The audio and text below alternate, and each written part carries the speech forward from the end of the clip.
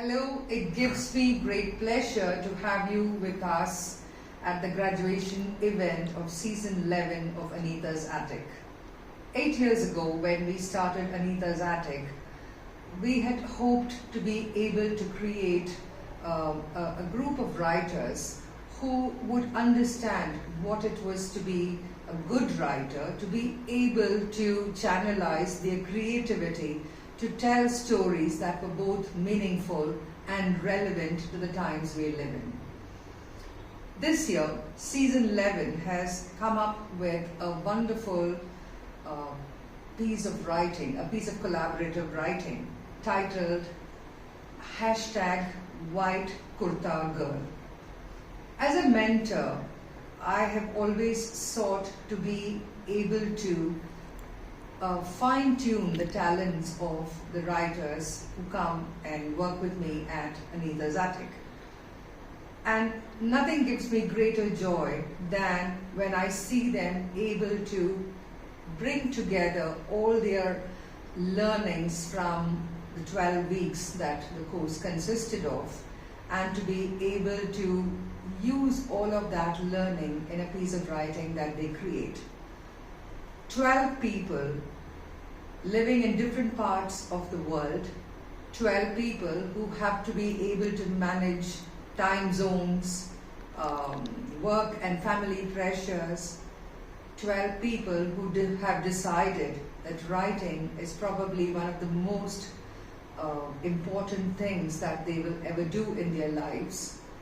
And so it gives me great pleasure to be able to present to you this wonderful piece of writing, this wonderful piece of fiction that 12 people have created together. And at no point would you find anything that is jarring, because there are 12 voices who are capturing the story. And at no point would you ever think that this was written by 12 people. And yet at the same time, each one has managed to put in a wonderful stamp of their own into the piece of writing that they have created. So do sit back, enjoy and listen to the wonderful story, #White Kurta Girl. And please do remember to post your comments about what you think of the story and to share this widely. And let's all give season 11 of Anita's Attic a great applause for pulling together this wonderful piece of writing, #White Kurta Girl. Thank you. The cold was shedding its feathers, and the nights had begun to get warmer. Al Pacino had to wait a little longer before going to hunt his prey. It was an ordinary night for Al Pacino. He captured a rodent and flew with it into a hollow in the neem tree, which doubled as his nest. He finished his dinner and stuck his neck out, swiveling in all directions, observing the forest. He saw a lone wolf chase a hare and wander helplessly as the hare escaped into the dense bushes. Why would you chase it in its territory, you idiot? God, use that nut-sized brain of yours at least once, he thought to himself. He saw a spotted jungle cat run behind a rodent, only to see it swim across the lake while he stood there scared. Aeons of chasing prey and fending off predators, only to be caught useless by a stream of water.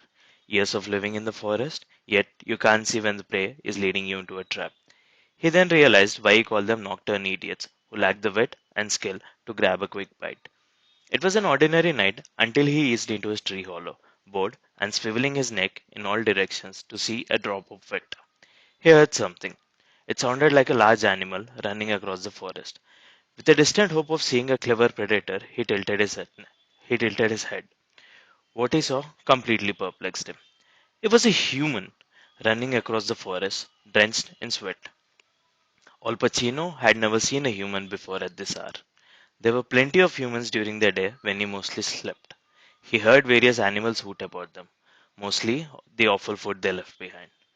But this late at night, he had never seen a human walk into the forest, even less one running. Even at this distance, he could hear her heartbeat. She was struggling to stay on her feet, and Al Pacino was piqued with curiosity. He left his tree hole and leapt to follow her and the dog cub running next to her.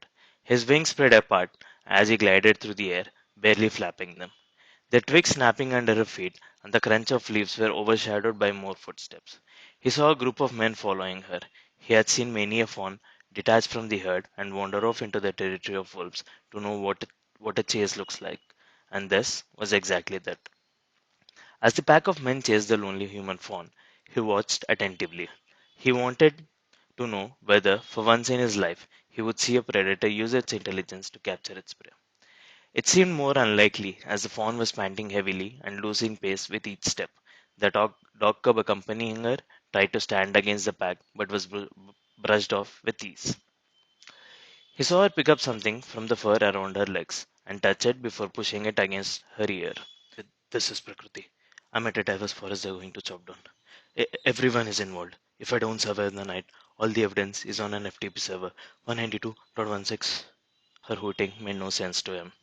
The only sound that made sense was the third that followed when a stone hit her head. He stopped at the banyan tree to observe how the humans consumed their prey. He saw them take out a large rope and tie it around her neck. They tossed the rope over a branch of a banyan tree and tugged it from the other side. She was hoisted into the air. Her claws tightly clasped the rope, but her legs were flailing aimlessly. He saw the pack tie the rope to the trunk and leap. He thought when she died, they would come back to eat her, but they never came back. Prakriti was hanging from the branch all through the night. The little pup continued barking. The late night rain drenched her body. The whole nocturnal forest watched when a gentle breeze touched her strangled face. The earth was wet. The morning dawned in silence, an uncommon occurrence in the jungle. In the past, she had been seen passionately addressing the group of people who followed her into this jungle. They wanted to save this forest. Her unyielding voice, like a dove, still reverberated in this jungle. Just before the incident, when Prakriti ran into this forest, she stopped in front of the Ashoka tree. She quickly kept a few papers folded inside her brown diary she always carried with her. She also kept a mobile phone inside the small tree hollow of the Ashoka tree. Ashoka, keep it safe, she murmured. This part of the tree was not easily visible, she knew.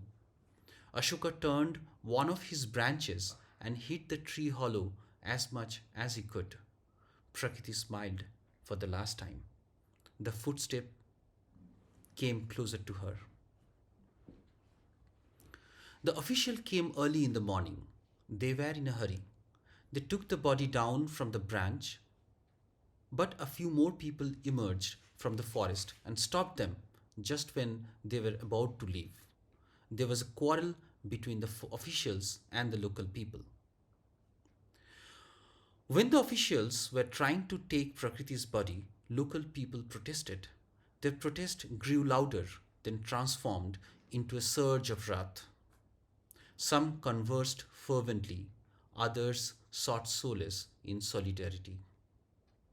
A large number of people gathered by that time and garroted the officials. More police also arrived with their shields and weapons. Soon, some local news people came.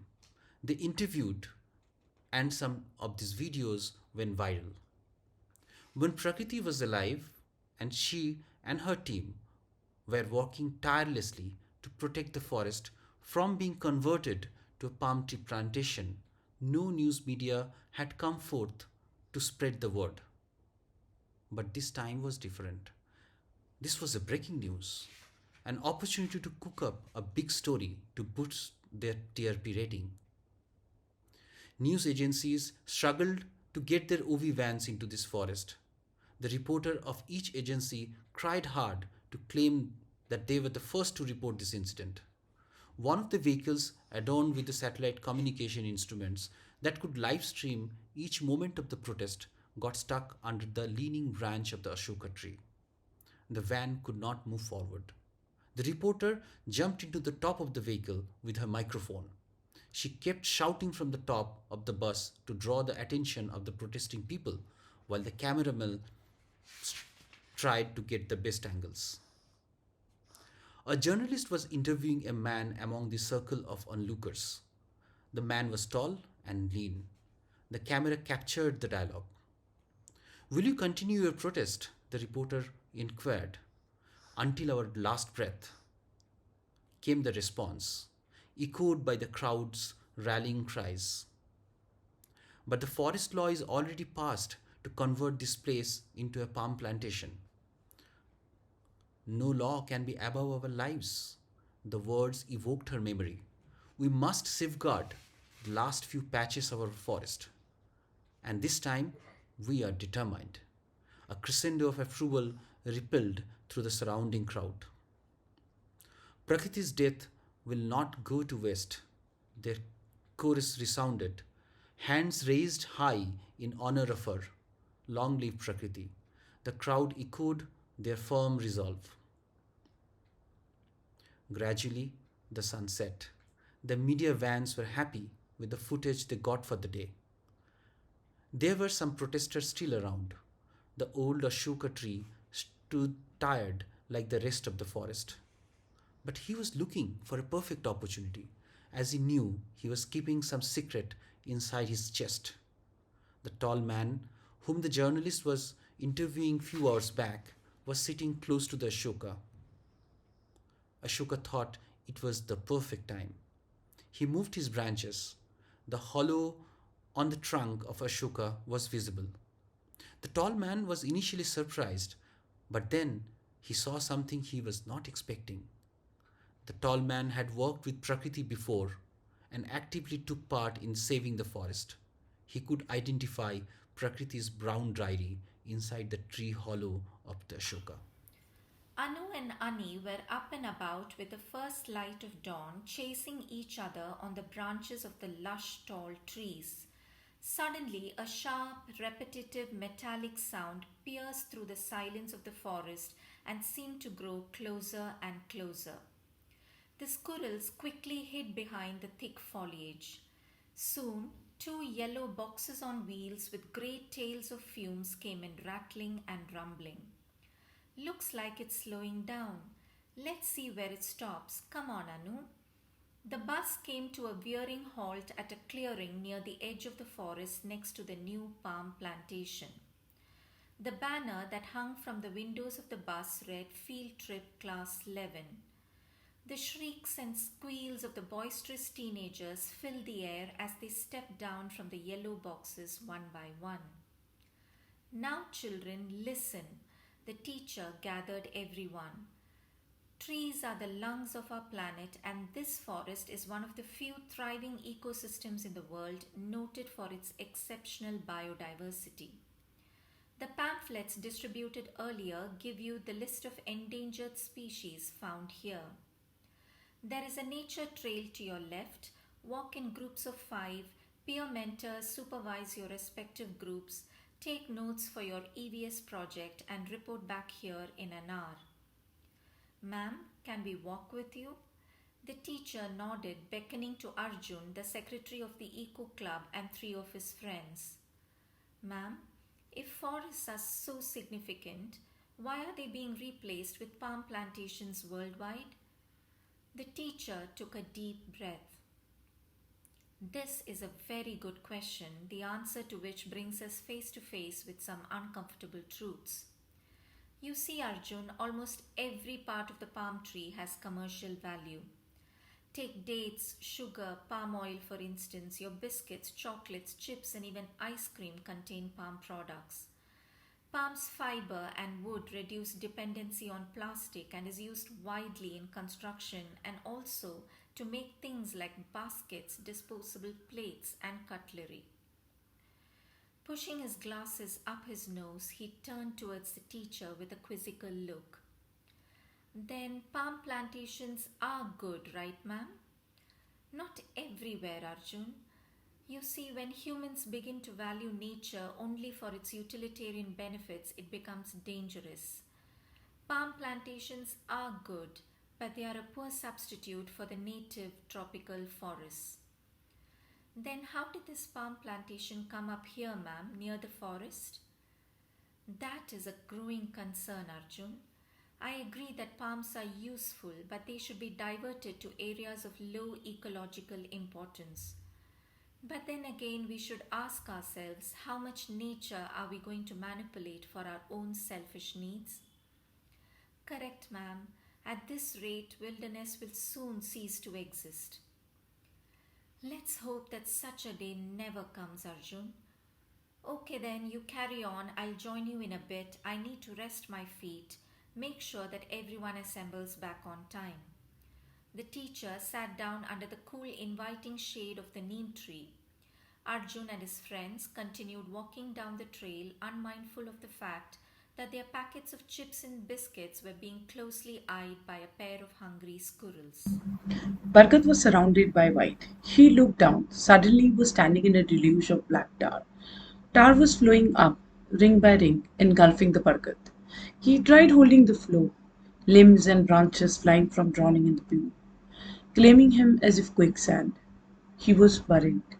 Last breath reached the surface in bubbles. A dog woofed, the forest shuddered, held its breath, wary of trespassers. Startled, Bhargat woke, leaves shaking, mused. What was this? He realized he was still in the forest. Mithrin, his kindred, was sitting under Bhargat's shade. Breathless, Mithrin opened his eyes, drenched in sweat, his skeletal body wrapped in dark shadows. Bhargat realized they had just shared a dream. Mithrin and Prakriti were both entangled in the symbiotic existence of the jungle. Prakriti was dead, forest was bleeding, Bhargat wounded. Noise of buzzing wasps, scrapping, crackling katydids filled the forest. It lulled them both back to normality.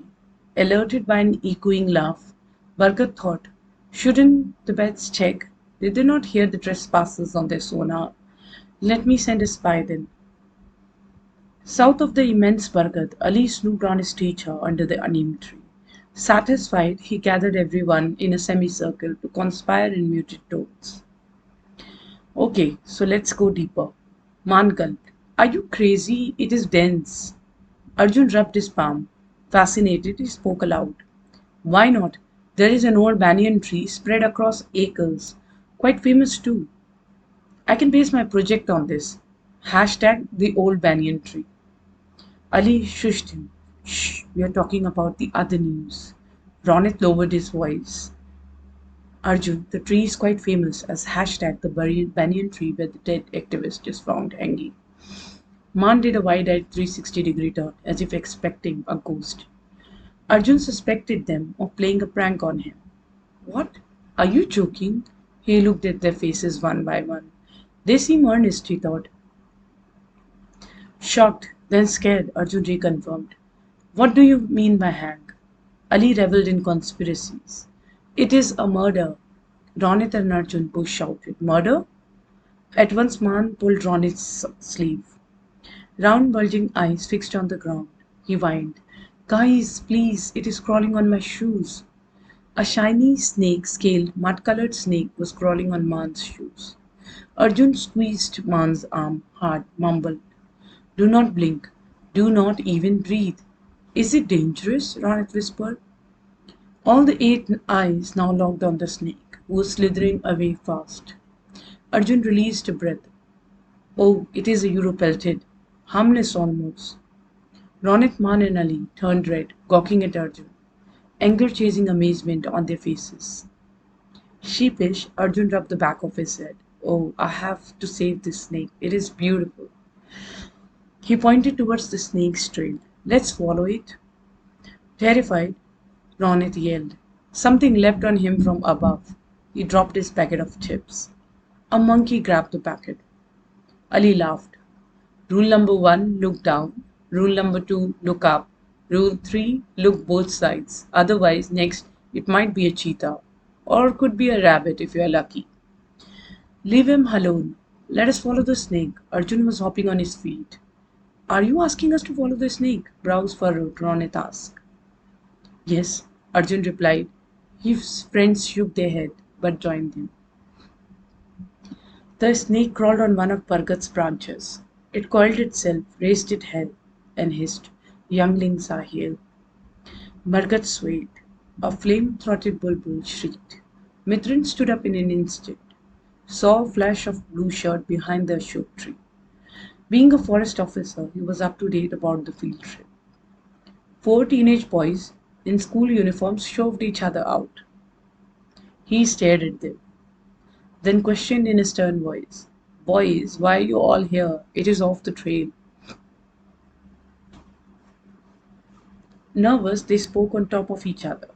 Arjun said, "Well, sir, you see, we wanted to find some endangered species." Ali added, "School project, sir."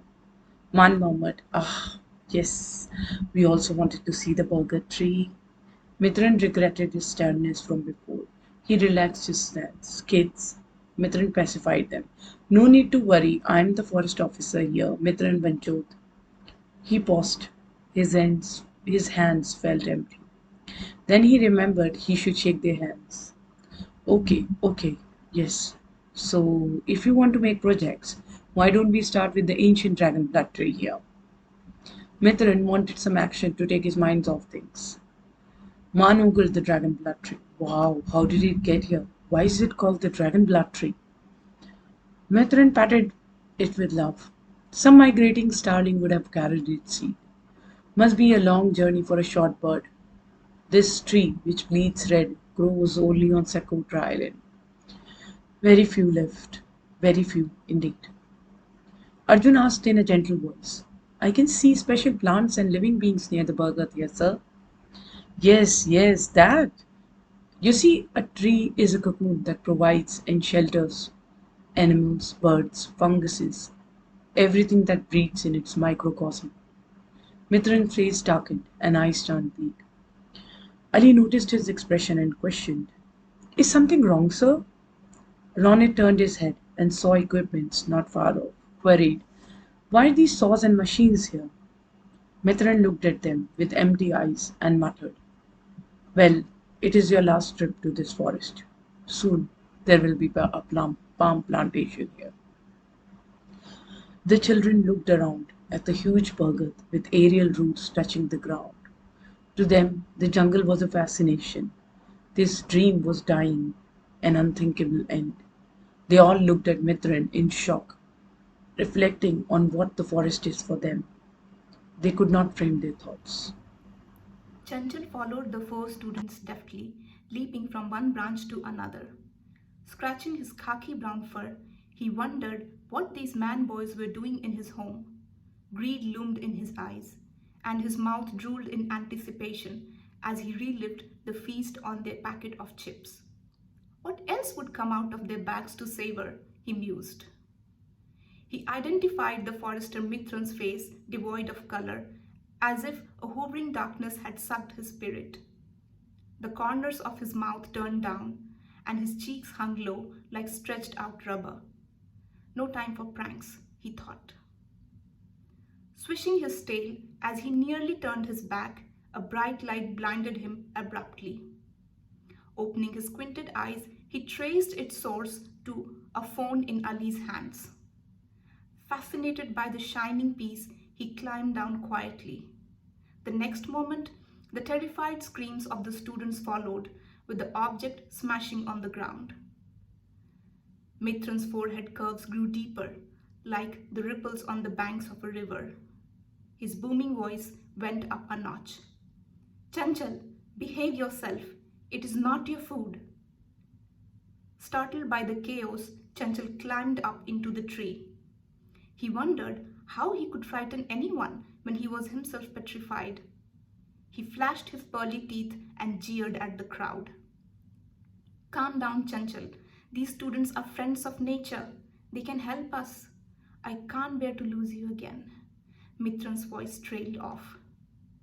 The melancholy in Mithran's voice invoked Chanchal's past. City, cage, claustrophobia, and the cruel master. His worst nightmare played before his eyes. Beads of sweat appeared on his furry forehead, followed by a loud grunt. "Sir, what is happening to Chanchal?" Arjun asked. "He is in a panic," calling out to his friends. Mithran recognized Chanchal's rage rising out of the fear. We need to act fast or he will lose his home. Sir, has a similar incident occurred in the past? Arjun paced around the tree, wringing his hands. Oh, yes. Did you know the highway your bus crossed today was a lush forest 15 years ago? When the authorities permitted its clearing, animals came to the city. Chanchal was captured and made to perform on the streets until he escaped one day. I found him on the outskirts of this forest with a band around his neck engraved with his master's name. Guilt enveloped him soon as the flood of flashbacks drenched him. I could do nothing back then.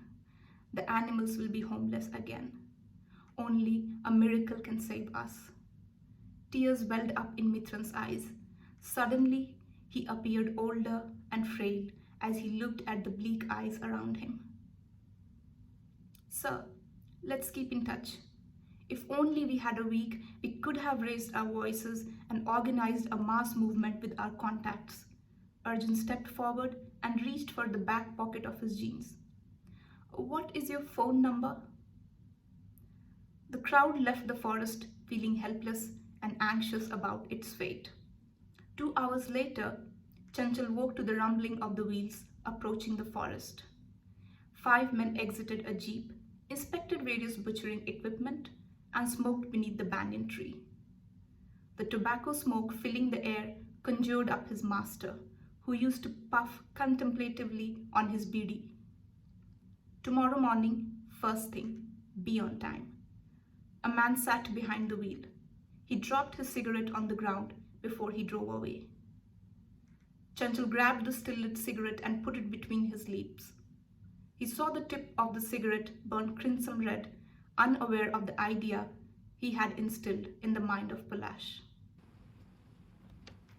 The coral canopy of Polash's cups dazzled in the late afternoon sun. The warm weather was perfect for some mindless rustling. Instead, a shrill melancholy prevailed in the forest. As soon as the humans left, the conclave commenced. "This is our end, isn't it?" Polash asked. Nobody answered. The birds and animals too remained silent. "It doesn't feel right to die in vain." "Nothing is right," Burgott's voice boomed. "We die tomorrow, and with us this habitat perishes." Even flamboyant Ashoka was somber today. The monkeys and the squirrels fidgeted on their branches, unable to settle down in one spot. "Prakruti died for us," Polash cried. "Mitran and the human kids are ready to fight for us. Our friends of fur and feather here depend on us. No, we can't have any more blood on our hands." Ashoka finally cried. "We are incapable of even saving ourselves. How can we protect anybody else?" Polash saw smoke on the ground near him. The humans had not bothered to extinguish their cigarettes before leaving. Trying to take a puff, Chanchal choked on one and dropped it immediately. Polash, however, continued to gaze at it intently. "What if we destroy the slaughter machines?" he said suddenly. "What do you have in mind, Polash?" Burgott asked. Grunts, squeaks, and screeches of deprecation echoed through the forest. Al Pacino took off for his customary pre-dinner patrol. He was surprised to see the slaughter machines, especially when he did not sense any animals or birds in the perimeter. He swooped down and perched on his usual spot on Burgott. "Sir, what's wrong?" he hooted. "What did I miss?" Burgott filled him in, asking him to ensure that no nocturnal animal or bird lingered in the periphery of the flame of the forest trees and slaughter machines. "Are you sure of this, sir?" he hooted with concern. "There is no other way, Al Pacino," Burgott replied with a tremble. Polash looked up at the full moon. Closing his eyes, he tuned into his ancestral memories. Endless groves of bright crimson and orange flowers, myriads of birds, songs and hymns, sacrificial fires, funeral pyres. When he opened his eyes, his clan was ready. Polash started humming his clan's anthem as the moon reached its zenith, swaying and swishing his full grown arms gently in the cool breeze. His kindred followed suit, and soon the cups appeared like a breathing fire in the luminous moon. Their comrades rustled softly beyond them, while the animals and the birds watched uneasily from a distance. With an increasing tempo, a sonorous whooshing replaced the gentle swishing. Polash reached out for his brother's outstretched arm and began to rub it with his own, turning them warm and then hot with friction. As their notes reached the crescendo, a spark lit up between them. The brothers stood still, allowing the fire to engulf them slowly. The whole cups opened up to link their arms, passing the fire around, muttering a prayer for the dead humanity. Polash angled his blazing arms over and around the slaughter machines and dropped them off in turns. One by one, their notes fell until the billowing black smoke veiled the rising sun and dead wails marked their end. It was mid morning when Mitran reached the scene. Almost the entire copse of the flame of the forest trees was razed to the ground. Few other trees in their vicinity were lost too, but he could see no corpses of animals or birds. Yet the bulldozers, chainsaws, and other equipment were destroyed beyond repair. He took out his cell phone and dialed a number. Arjun, something unbelievable happened last night. He told Arjun about the miracle of the controlled fire and that it would take at least a week for the contractor to rearrange the equipment. They excitedly discussed protest campaign options and contacts for media coverage. When they hung up after half an hour, Mitran had a boyish grin on his face. Soaring high into the sky, the eagle had a palette of colors to choose from. It was always green, though, that brought her back from the sky. But her sharp eyes always looked for the darker colors, black or shades of brown. They signified food, snakes, monkeys, and even deer when she was hungry. The green she chose today was different from the green that she had been perching on a week ago. It had been green interspersed with red, the palastry, the flame of the forest that she always used. It was the same tree that named the eagle Hira, the queen of the sky heaven. And Hira could never forget that day when Polash had become her savior. It had been raining heavier than usual, and it was slowly turning into a storm. The weather had become unexpected since more and more humans were resorting to toying with nature. Hira's eggs were about to hatch in a nest, but the rain was relentless.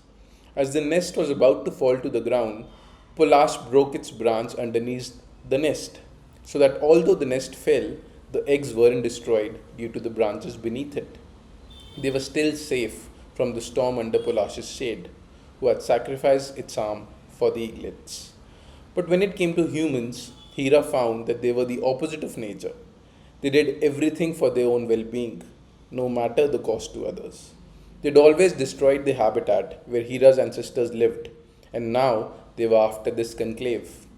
And it was because of them that Polash, who had saved her eaglets, had to die last week by causing a fire.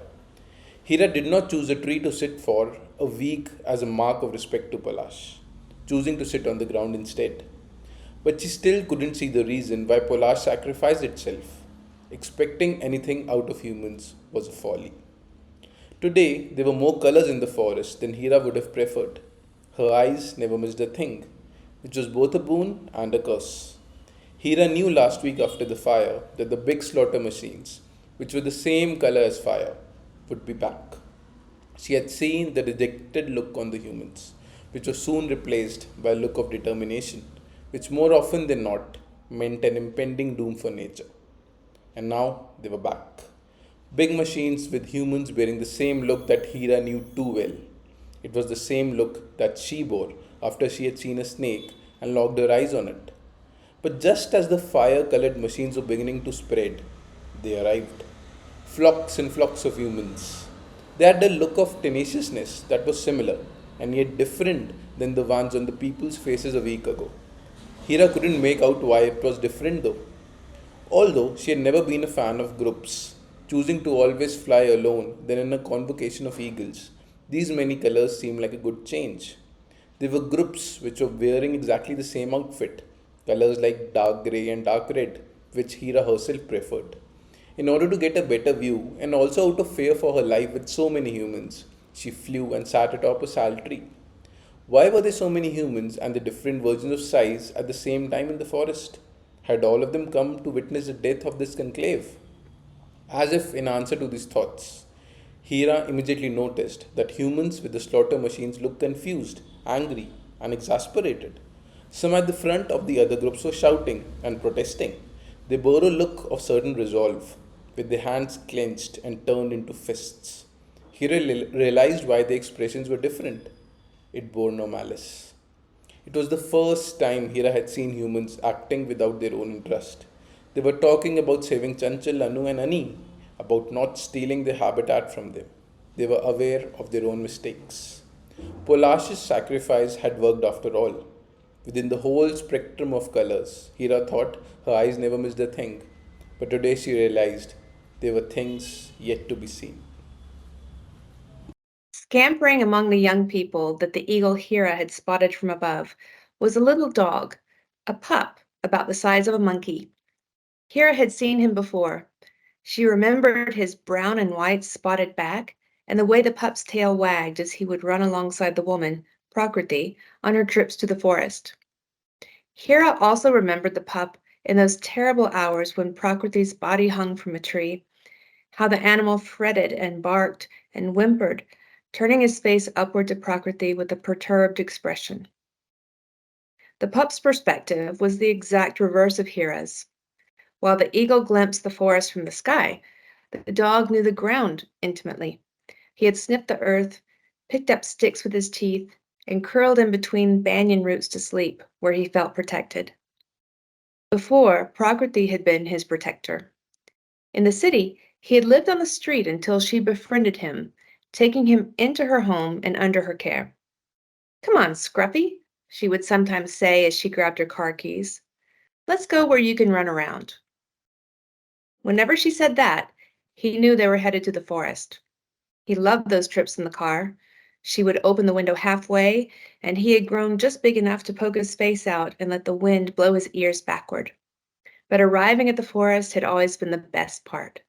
He'd romp around, chasing squirrels and bantering with monkeys, not to mention marking his territory by sprinkling on tree after tree.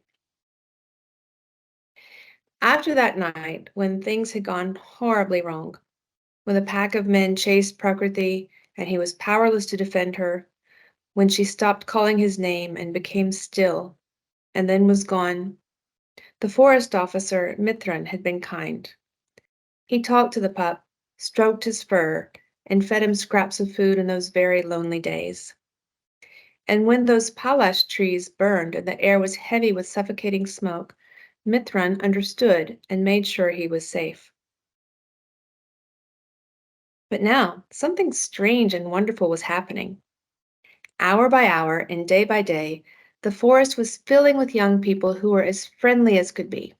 They petted him, tossed sticks for him to fetch, and invited him to share space on their blankets as they sat on the forest floor. Some of the youngsters stood in the front, shouting and leading chants with clenched fists. Others climbed up onto the thick branches and led the whole group in song. A few held up huge pictures of Prakriti.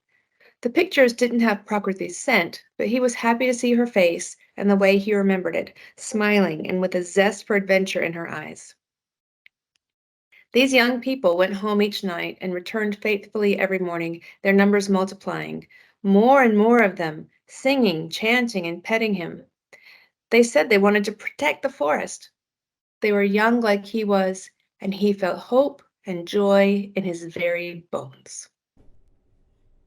In the plantation, not very far off from the forest, and amongst all the palms that stood tall and wide, was a row of smaller palms, little ones that had yet to grow into their full sizes. Although young, the palms, of all sizes, were used to the idea of death. The elder palms had also warned them of the likely event that would precede the growing of their family, a deforestation. But this seemed different than what had been narrated to them, especially because there had already been a very strange fire in the forest. In this row of plantation trees, a disgruntled little palm began expressing herself with a shiver of her bark. Why are there so many people, so many humans? It's too noisy and they're scaring away the weevils. I can hear their little chittering. I don't understand them, but they're clearly distressed. Yes, Biscuits, I agree, replied another palm, Pina, who called Biscuits by the words the humans usually used for them. Both of them were too young to know otherwise, and names, it seemed, was a concept alien to their tree kind. It seems they're more people than the usual machines. What's more, they look young, like us, she continued. You're right, Pina. Look at that lovely human with a white bark and curly leaves. She's also smaller than her comrades, just like us. The next instant, a louder booming voice rained down on the little palms. Hey, psst, hey, over here. Shh! Who are you calling elder? You aren't being very discreet if that's what you planned for. Peanut chided one of the older palms, whose voice had carried down to them like a force from the skies. There's a snake skirting around the area. He's coming closer to you all. Try calling him, he might have information. The elder spoke and returned to his silent and watchful gaze. Peanut suppressed his cough and muttered, You could have just asked Hira. She's always flying around above you. Biscuits chimed in with agreement. Correct. I'm not very fond of that nosy Sapola, and Hira sees everything there is to see. The lucky thing. What could a snake, sneaking away in difficult times, know? She sounded more venomous than usual. Nonetheless, we must know what is happening. There are different humans and big machines taking rounds of the forest. And what in fertile soil's name are they doing on those strange lit up bricks? I simply have to know, Pina argued. I have an idea, said another one of the palms in their row. We should send the ants. They travel far and wide. Of course, you're right, Shampoo. Why, here is an army of them right next to me. Hey, hi, Mr. and Mrs. Ants. What is going on inside the forest up there? One of the ants looked up at her with moving antenna and replied with a squeaky voice full of fear and fury. They're cutting them down, they're cutting them down. All our food, gone, gone. A human was found dead from a tree. What? Dead on one of us? Yes, yes, we are doomed, we are doomed. But that's not all, Ant. Don't be such a pessimist. A new voice joined the melee. Oh, hi, Sapola, just the one we were waiting for. Biscuits couldn't quite help herself. Stop that complaining. Listen to this. Those young humans out there, they're trying to save the forest. Those bricks, they contain the human forest. They've told all humans everywhere about the murder of the human Prakriti, the death of the Palash in the fire, and the presence of the machines. I even overheard one of them say that they have gathered 100,000 humans to support them. Thousands! Veena was now shaking with excitement, dropping off a few spiders hard at work on their webs. How wonderful! You mean to say that humans can talk? They can talk to humans far and wide. How wonderful! They will surely save them, our friends. They will, won't they? There was a pause until the snake spoke. But why would you want that, little palm? The more they die, the more of you come in. Sapola smirked, raising himself to his full length, his tongue slithering in and out. I can still taste the smoke in the air. I say all this must end soon. What a horrible thing to say, Snake, Peena exclaimed aghast. Yes, we didn't make you the local khabri. Go run off to wherever you were going, Biscuits added with much petulance. Unperturbed, the snake responded, You are naive children. Mitran has told me to come here. He said this would be the safest place for all animals of the forest. If at all there are nice humans, that grumpy old man is one. I will see you once this is over. Ciao. Sapola slithered away deeper and deeper into the plantation. After that, there was not much the sturdy palms could do. It was disturbing news. Peena simply shrunk into herself, deep in thought, while Olive returned to reading the weevils on her leaves. Sapola had not been wrong in his assessment. The palms truly were safe from the machines. For now. The little ones and even the bigger palms did not know much of the revolution brewing just a few bighas away from them. But they knew the young humans had quickly become children of the forest, led by Mitran. The ants, after crawling across several phone screens, had soon returned to tell Pina about the songs, photos, words, and videos broadcasted to the hashtag Prakriti protest. It seemed Sapola was right. The movement had gathered numbers akin to a colony of ants. He felt the weight of the DSLR around his neck, every ounce of it. At 47, Kazat Picturewala was a photographer who had come to abhor the viewfinder. Divorce, career setbacks, and the dreariness of life. A far cry from the time the press club had tipped him to make it to Reuters. These days, Kazad was resigned to the grind of plying the local beat. He was here today because Swabhimani wanted him to capture the Prakriti protests. He surveyed the scene. Smug teenagers everywhere. In the middle of one group stood Unnati Sharma from the local TV channel with her crew. With luck, they might get a few seconds of airtime in the evening news. He made a face as she launched into a strident, as you can see behind me, monologue. He had nothing against her. In fact, he thought she was quite competent. What he resented was the demand her profession made to portray everything as breathless breaking news. Surely a bunch of teenagers sipping chai and rapping Apna Time Aayega didn't qualify. Prakriti was the reason this was happening. He had known her in passing from the press club meetings. He remembered her as being relentlessly passionate, never wavering in her convictions on biodiversity. In the end, she had paid for it with her life. He had been here that night to snap pictures. Hopefully, hers wasn't a lost cause. At least this protest was on. Looking at the young faces arrayed before him, he wondered how long it would last. A week, perhaps? Movements weren't born of Instagram reels or hour long candlelight vigils. They required the drudgery of waking up and standing your ground day after day, sometimes with only a stray dog for company. He didn't think this lot had it in them. His ruminations were rudely interrupted by the tremors. He looked towards the palm plantations from where the rumbles emanated. In the distance, he could make out nearly 15 new bulldozers. Painted a dull orange, they wound their way ponderously in a single file through the narrow dirt path. He sauntered towards them to take some pictures. As he neared, he saw a lone girl break away from a group and walk briskly, directly onto the path of the bulldozers. On an instinct, he broke into a trot, realizing what she was about to do. He was about 20 meters behind her when she stopped, right in the middle of the path. A frail girl, clad in blue jeans and white kurta, clutching a satchel in one hand. Her curly hair whipped this way and that in the zephyr. As the first bulldozer closed in, she held up her hand, and that was when he clicked the picture. A wisp of a figure, hair flying, holding up a hand to bring the entire line of bulldozers to a grinding halt. In the picture, all around her, the palms and trees seemed to lean forward, silently abetting her. Behind her, he could hear, Behind him, he could hear Unnati exhorting her cameraman, "Hurry up or we'll lose it." Meanwhile, other students had also caught on. Kazad raced forward to get pictures of her face. When he came up beside the girl, three men had materialized, wearing sneers and wielding lathis. They stood barely 6 feet from her. The girl remained unfazed, hair partially covering her face, arms crossed and refusing to budge. Kazat snapped a picture from the side, showing the men waving their batons threateningly at the girl. Without thinking, he transferred the pictures to his phone and tweeted them with a caption: "White Kurta Girl versus Bulldozers, hash Prakriti protest." He also shared them with the press club WhatsApp group. Unnati's camera was now rolling, and dozens of other students had joined the girl, crowding the path. The situation was becoming volatile as slogans rent the air.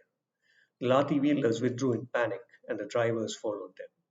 Student leaders tried to calm the situation. Kazat continued to click pictures for the next few minutes. He could feel the non-stop buzz of notifications in his phone.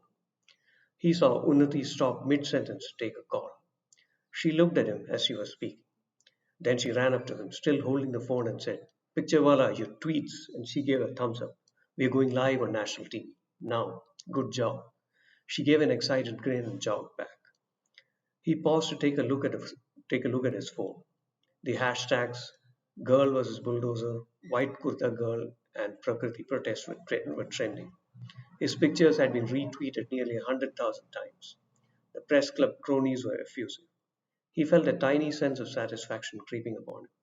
After an eternity, he could feel the heavy veil of ennui slowly lifting. On the day Prakriti was hanged from the banyan tree, there had barely been a ripple in the web. Picturewala's Prakriti protest tweets caused a tsunami.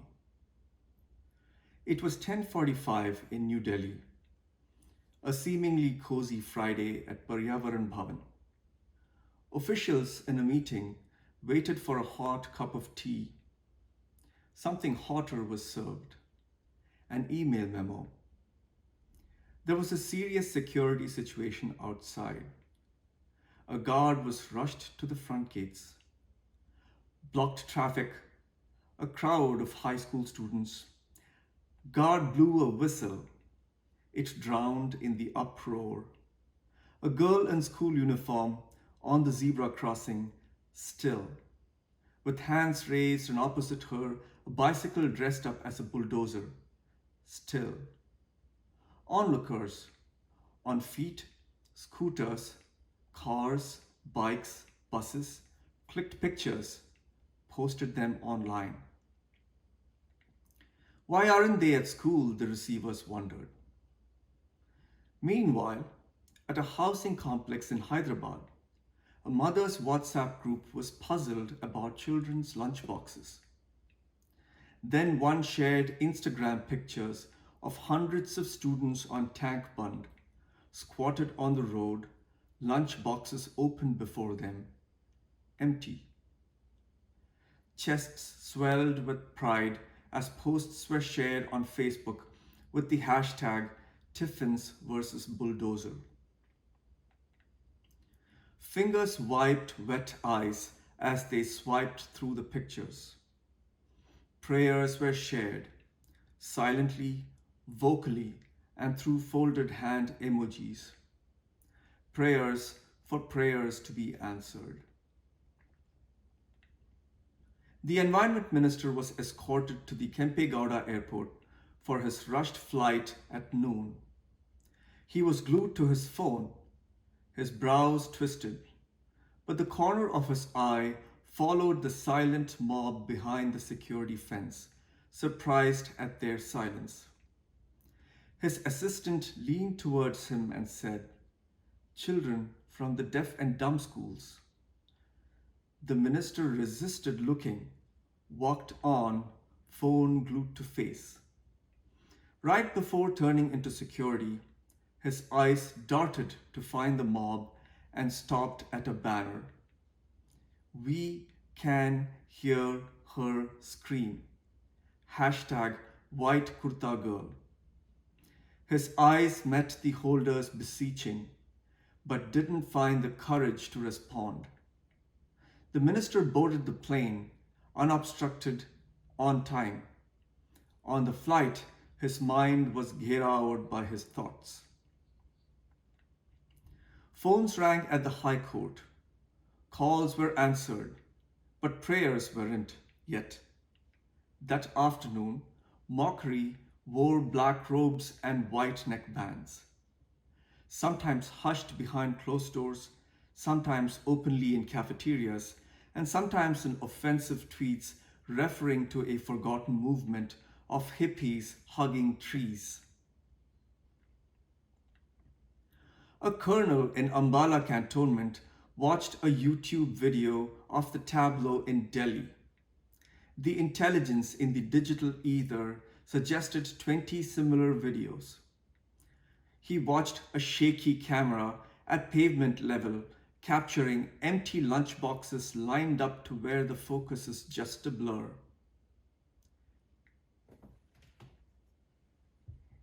He binged on videos of human chains connecting the innocents to action. That night, he ordered the Bada Khana cancelled and drafted an online petition to the Environment Minister. Before dusk the next day, there were lakhs of signatures from all walks of life. Signatures, phone calls, the web, and curled knuckles knocked on the doors of the High Court with the evidence Prakriti had gathered. The noise was too heavy this time to ignore. power succumbed to pressure and signed on a stay order with black ink. Bulldozers reversed. A banyan tree stretched in a cold breeze, its ailing branch healing with every draft. An empty lunchbox filled with pedas and laddus. A bicycle hung its bulldozer costume. A monkey yearned for another smoke, and three spirits were closer to salvation. That is to say, prayers were beginning to be answered. The monsoons began to drive the heat away. The whir and the web dutifully returned to its customary concerns. Palm plantations furtively supplanted forests, until a journalist looked through his DSLR lens, wearing a smile of content, and posted a Medium article. Keywords such as Prakriti protest and protected forest status began trending again. The search strings began to become more intriguing. Where does white kurta girl belong? Or protester body language? Who could ever fathom the emotions of a frail girl in blue jeans with a white kurta, holding a satchel, raising her hand against a line of bulldozers, meeting lathis and scorn with fortitude? Who could ever fathom how anger, determination, sadness, innocence, and hope blend together to become courage? Perhaps the person who posed the question did, and she was merely breaking the serenity of a blinking cursor. All is calm again now in the forest. The trees have gone back to whispering stories from the past. Anu and Ani are back to scurrying around chasing each other on Ashoka's branches. Chanchal is lounging around, occasionally scratching his khaki brown fur on one of Bargad's big branches, while Bargad is doing what he likes best, taking a nap. It seems as if nothing has changed, but deep down the forest and all the creatures in it know that things will never be the same again, for any of them. A confrontation with one's own mortality is a surefire way to shake up things that one takes for granted in one's life. When everything is going well, things seem so solid, secure, and settled. At an intellectual level, everyone realizes that all things must pass. But it's only when one is confronted with one's own end that the truth of impermanence hits home and the seemingly solid ground below one's feet starts shifting. Dawn is just about to break again over the forest. It's that time, the cusp between day and night, when Owl Pacino is returning home after his nocturnal hunt and Hira is stirring awake. As Hira soars into the sky, he can see the first light of a new day illuminate the forest below. The scene he saw every day and took for granted is now a precious gift, a gift to treasure for him and all living beings in the forest. The gift of the moment, the gift of life, and one more day in paradise.